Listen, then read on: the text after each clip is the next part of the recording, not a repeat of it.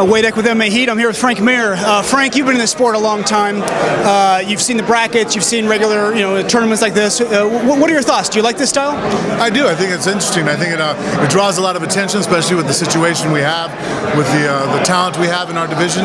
I think it's a phenomenal idea what Scott Coker did. I think it was really giving the Bellator a huge leap into 2018. And for your first draw, you drew Fedor. Some people think he's the greatest of all time. Others say he's definitely good. But what were your thoughts when you learned you got Fedor? Well, honestly, I was like, oh shit, can we pick again? First fight back after 2 years, I'm going to fight Fedor? Fuck. But they were like, well, it's a tournament. There's going to be 8 other guys. I'm like, well, shit, who are the 8 guys? They told it to me. I'm like, well, none of them are really easy first fights back. So why don't we just go ahead and stick with Fedor so we can make sure that fight occurs? Now, not that they'd be easier, but they'd be, perhaps smaller. We've got Rampage, we've got Sonnen. What are your thoughts about having not true heavyweights in a heavyweight tournament? Well, I mean, the fact that they are walking around at some of the heavyweight weights. I mean, you got Quinn weighing in 250s. Bellator could be 230, easily. I think that they have some advantages that could play in their court, I mean, some speed, endurance. I mean, there are advantages a smaller guy has over a bigger guy if he knows how to use them properly. Now, with you mentioning that, Rory McDonald has been saying he'd love to jump in the tournament as an alternate.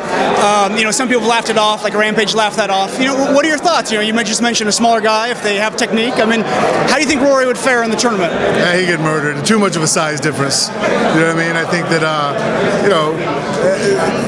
there are still a limit to what a smaller guy can do. You don't really see anybody in our division that's fighting at welterweight. That'd be hard. I think that he might give a gallant showing. You've seen how he fought against Robbie Lawler, but I mean Robbie Lawler weighed 180 pounds that night. Well, 190 maybe. He's gonna be facing guys that weigh in the 250s, 260s. One shot and it's over with, Yeah, Rory has a lot of heart for sure, but yeah, I have to agree with you. I think it'd be a bad move. So you're a former heavyweight, UFC heavyweight champion. What would it mean to be the Bellator heavyweight champion? A huge accomplishment. Actually a little bit. Not to get ahead of myself, but if I could become the UFC champ, or have the UFC championship, win the Bellator championship, and then the ACB right now is third most, popular MMA event in the world. Go and fight and win their title. Who else can say they've won a title in all 3 of the top organizations of the world? But I mean, first and foremost, I got to win this tournament. Yeah, you're a few fights away, but obviously, that'd be a hell of an accomplishment. So this Saturday, you guys are going head-to-head, with the UFC. As a former UFC fighter, I'm just curious. Do you have any thoughts on the heavyweight matchup over there? Stipe Miocic against Ngannou. What do you think? Well, I think Stipe is one of the greatest heavyweights of all time. I think his record shows it. He's extremely well-rounded. He's very grounded outside the cage. I think the only knock on Stipe, which it's not a knock on him, I just think it drives the UFC nuts. He just doesn't want to be a superstar.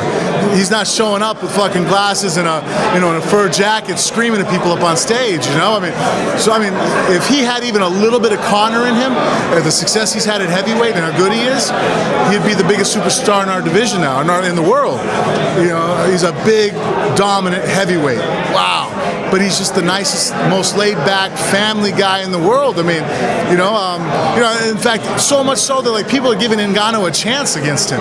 I'm like, guys, Ngannou has one shot. It's hitting a grand slam.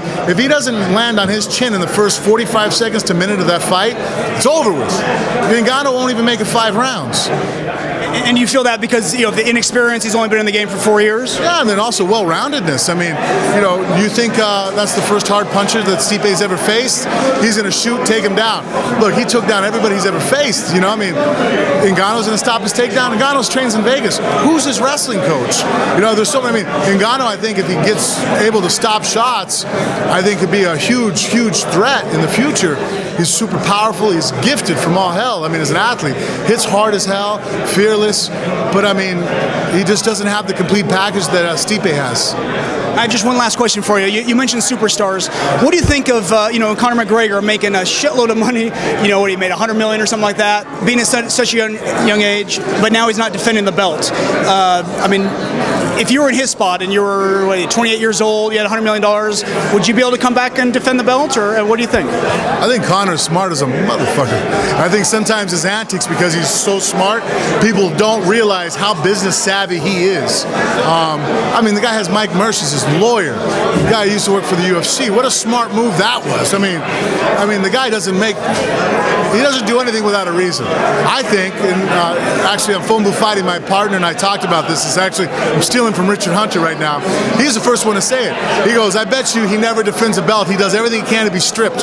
He said this like 2 years ago. I'm like, really, why? He goes, championship clause. This guy's too big for his contract. He wants to get out. But if he keeps fighting and he has belts, they keep extending that contract. Conor doesn't need the UFC. Conor doesn't need anybody. Conor's the biggest guy in the world. The guy, I mean, Mayweather picked Conor because that's what made that pay-per-view what it was.